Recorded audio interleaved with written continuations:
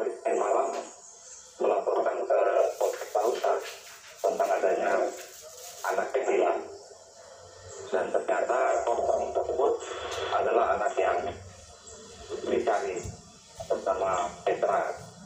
Kemudian kami melakukan olah TKP, mengevakuasi korban ke Puskesmas di Hutan Sel di Semester 1. Jadi berdasarkan hasil olah TKP, kemudian kami kembangkan sampai dengan saat ini hasil dari pemeriksaan saksi-saksi kami sudah mengamankan satu orang yang kita juga kuat adalah pelaku pembunuhan tersebut.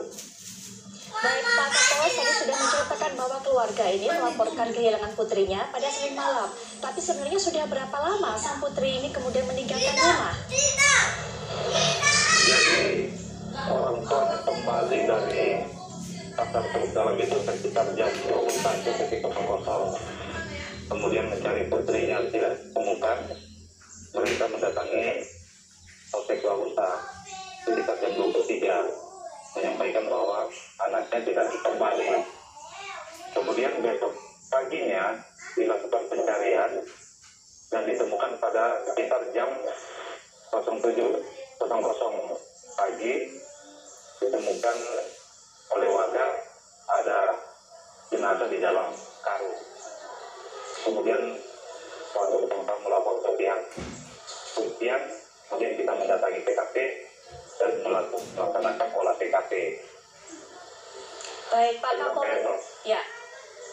Ya, Pak. Dari rangkaian olah TKP, kami melaporkan ke Puskesmas, kemudian kita melakukan pemeriksaan saksi-saksi yang berada di sekitar TKP, sehingga saat ini kita sudah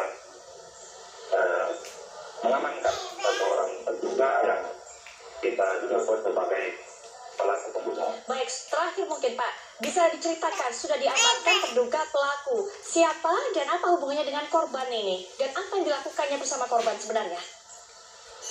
Jadi pelaku adalah tetangga dekat korban. Jadi dari hasil pemeriksaan, motif yang berdasarkan hasil pemeriksaan terduga, jadi ada motif dendam karena sebelumnya di Nia Selatan ini baru berlangsung pemilihan kepala desa.